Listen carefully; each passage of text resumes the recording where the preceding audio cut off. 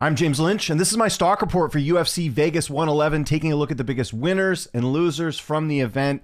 Kind of an obvious stock riser on this one. Top stock riser on this card. It's got to be the man in the main event. Gabriel Bonfim getting the second round finish over Randy Brown. I know some people felt like it was an early stoppage. I don't think it was going to matter. I think Bonfim was on his way to winning this fight. He was a minus 170 favorite, not a huge favorite going into this fight. And Randy Brown, a lot of experience. And look, Bonfim, I'll admit, his last fight previous to this against Stephen Wonderboy Thompson, not the greatest performance. He does end up getting the win there. Thompson, obviously a bigger name than Randy Brown, but to go out there and finish Randy Brown, it's been a while since Randy's been finished in a fight. I want to say it was the Jack Della Maddalena fight. It was the last time he was stopped in a fight. And that was back in 2023. So going out there, getting a main event opportunity like this, being able to go finish your opponent in the main event, that is an absolute stock rise at this point. My mind immediately went to like a fight with Jeff Neal or some sort of veteran that's sort of in that mix in the welterweight division right now. If we look at the rankings, there's a lot of good options here. We can throw Colby Covington out the window. I think he's going to be out of the rankings sooner rather than later. But you see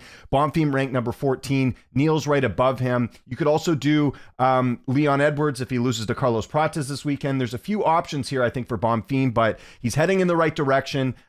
This is someone that they want to build. Of course, they go to Brazil all the time as well. 28 years old, right? And just the one loss there to Dalby, stubbed his toe. Outside of that, he's looked pretty good in the UFC. And again, a lot of stoppage wins as well. 4 knockouts, 13 submissions. Big stock rise here for Gabriel Bonfim in the main event. Okay, let's go to our second biggest stock riser. This one was not necessarily a context stock riser. What I mean by that is I don't think it's having a huge impact on the division, but what a performance Christian Leroy Duncan put on over Tulio. If you watch my preview show, I was on Duncan this week. Didn't think that Tulio had fought the best opposition sort of going into this. We know what the type of, stoppage ability that Christian Leroy Duncan has. Just a really good performance. And again, when you look back at sort of when I think of these, stock reports, I think back of what are you going to remember the most about this card? You're going to remember that knockout win that Duncan got on this one. So very impressive performance. Looking at his record overall, he's 30 years old, kind of coming into his own. He's now got 3 straight wins, just the one loss there to Gregory Rodriguez, at least recently. Had another loss there to Petrosian.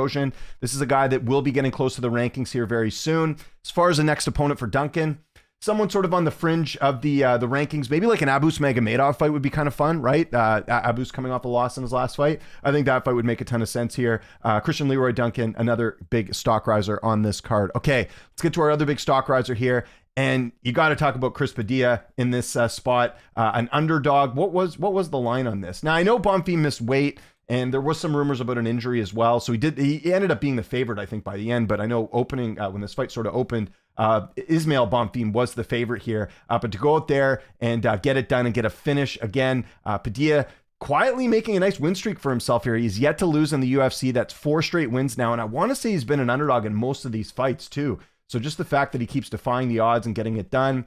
Underdog against Line Top. Rongzhu, he was an underdog there. Jai Herbert, he would have been an underdog too. Just slight underdog there. Again, I know he closes the favorite, but really like what he's doing at 155. A lot of interesting stuff going on there as far as the weight class goes.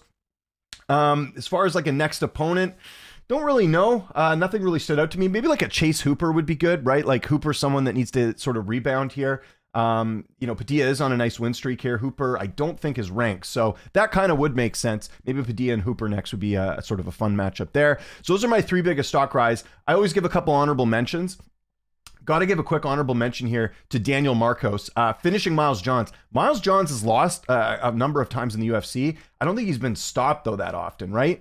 You got to go all the way back to the John Castaneda fight in 2022. So the fact he did that, again, I know he was favored going in, but Marcos quietly amassing a nice win streak here in the bantamweight division, 32 years old. I know he came off the loss to Montel Jackson, but you look at the overall win streak here, some good wins here, right? Adrian Yanez, John Castaneda, Davey Graney's got a win over him too. So I really like what Marcos is doing. Going to give him an honorable mention here on the stock report. And then another one I'll give an honorable mention as well, just because again, what are you going to remember the most about this card? You're going to remember Josh Hokett's post-fight, interview. Some people think it's cringe or whatever. I thought it was good. It rhymed. It came across well. It was like a Colby Covington, Chael Sonnen-esque promo after the fact. He calls out Walter Walker. Listen, whether you love or hate him, I know there's, some people that, talk about the political side of this stuff as far as him being a proud American. I don't want to focus on any of that. I want to focus on the fact that people saw that post-fight interview.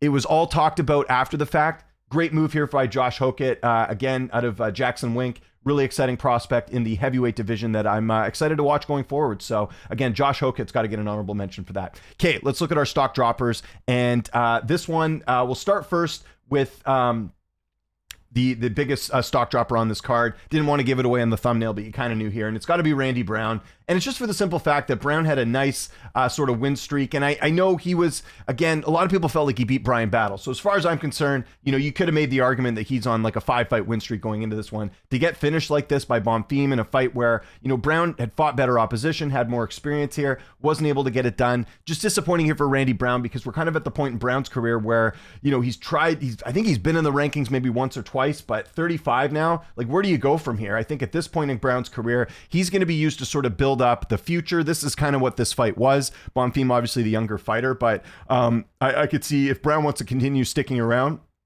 they're going to probably, you know, feed him sort of up and comers. The other thing I wonder with Brown, he's kind of a big guy for the weight class, 6'3", 78-inch reach. You want to go to middleweight maybe? Try your hand at that? I don't know. I'm just wondering. I'm thinking of some options here for Brown, because again, when you get finished like this, big setback. Was a little bit of an early stoppage like I mentioned, but I don't think Brown was going to come back and win this fight. So biggest stock dropper on this card is Randy Brown. Obviously, he was in the main event. Another big stock dropper on this card has got to be Ismail Bonfim. Now, again, he was favored in this fight. He gets finished here. And, you know, his brother has some success. Again, they're very close and all that. But now look at this. That's 3 of his last 4 losses here. And you look at, you know, again, like Benoit Saint-Denis, sure, great opponent there. Did beat Vince Pichel, who's now retired. Sadikov, we know that he's been pretty good in the weight class. Chris Padilla, though, you get finished here. That win over Terrence McKinney is in the rearview mirror. Again, this is a guy that cannot seem to find the same consistency that his brother has. Big setback here, him getting finished. Again, I know it seemed like there might have been an injury or something, and he missed weight. You could even argue that he's the biggest stock dropper. I just think that Randy Brown like really needed that win. I think for Bonfim, he's young enough where there is the potential of him turning this around. But I think right now, Bonfim got to be a stock dropper on this card for sure, with him getting that loss. Okay, other big stock dropper that maybe kind of flew under the radar a little bit, Ricky Simón. What happened? You know, he was favored in this fight. This was a fight I did warn you guys about, because Barcelos seems to be the upset killer. Remember, he took out Peyton Talbot this year. Ricky Simón now 33 years old and a loss here. So he had the back-to-back wins, had that really nice finish over Javid Basharat earlier this year in Seattle.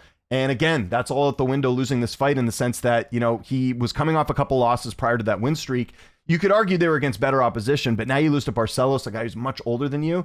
I just don't know where Simón goes from here at this point. Slight favorite at -185, but like for Simón, I think any chance of him making any sort of noise, it kind of looked like that though, right? By being Basharat and Smotherman in his last couple fights, losing to Barcelos, big setback for the 33-year-old. Ricky Simón is a stock dropper on my books. Okay, a couple other stock droppers. I got a few honorable mentions. Normally I don't have this many honorable mentions, but there's a lot to sort of get into. So first honorable mention on this card, it's got to be Mayra Bueno Silva. Now I know she was not favored to win this fight. And look, I was on the wrong side of this. I'll fully admit. I thought Silva just, you know, I felt like she was just losing to good opposition, and it was a case of people not looking at the win, you know, the losses there. But 34 now. This is a woman who was favored in her title fight at bantamweight. And where has this gone? Like, I don't know what's going on with Silva at this point, but she has fallen off a cliff. Now, that's not to take anything away from Jacqueline Cavalcante, who performed very well, very dominant performance here. But Silva, like, she tried flyweight, didn't work out. She's back at bantamweight. You're 34 now. There's not a lot to really take away from this. Mayra Silva, huge stock drop in my opinion. She gets an honorable mention. How about Haider Emil as well? Started his UFC career off, you know, again, with a couple wins. And now he's lost back-to-back fights. Doesn't get finished here, but that win over William Gomez earlier this year, again, in the rearview mirror, he's got back-to-back losses now. Jamal Emmers is much old. Well, actually, isn't much older than him. I shouldn't say that. He's only a year older. But, you know, again, if you're, you know, an 11-1 guy and, you know, you're making your run up, you got to beat a Jamal Emmers. He isn't able to do that. He isn't able to pass the test. And then he has the stoppage loss prior to that. Tough loss there for Haider Emil. His stock certainly goes down. And last, but certainly not least, I'm going to throw Miles Johns in here. Again, I know he was not favored in this fight to win, but you look at where Johns was at a certain point in his career. Again, he's a plus 150 underdog. Just the fact that he gets finished here, right? Like the Andre Lima fight, okay, Masimoto. I mean, Johns might get cut after this, so that alone will put his stock out because he might not have a job on Monday. Tough loss there for Miles Johns. Again, you never like to see a fighter on a losing streak then get finished in a fight after that, so Miles Johns' stock has gone down. He was someone I thought at one point would make a bit of noise in the bantamweight division. It just hasn't translated here over the last few fights, so 3 straight losses, Miles Johns might be out of a job. So I want to know what you guys think in the comment section below. Who are your 3 biggest stock risers? Who are your 3 biggest stock droppers? Let's just discuss that. We don't need to nitpick at my picks. I just want to hear who you're picking and your reasons why. This is all sort of, you can use whatever criteria you want. I just kind of go by my overall view of how fighters look before and after cards. That's kind of how I go with this. Follow me on Twitter, TikTok, Instagram, at Lynch on Sports. My name is James Lynch. I really appreciate you guys watching the Stock Report. Just a quick FYI, next week's Stock Report is going to be out a little bit later. Just because, well, maybe not. We'll see. I'm going to be working the Cage Titans event this weekend, so I'm not going to be able, I'll be trying to watch UFC 322 in between that. I'll try and get the Stock Report up maybe that night before I leave, but I got like a really early flight on Sunday leaving Plymouth, Massachusetts, so I'll try and get that up, but just wanted to give you guys that as well. And I just realized I used the wrong banner here at the end. It should be the Stock Report banner here as well. I'll do better next week. All right, guys, take care, and I'll talk to you guys tomorrow on the UFC 322 preview.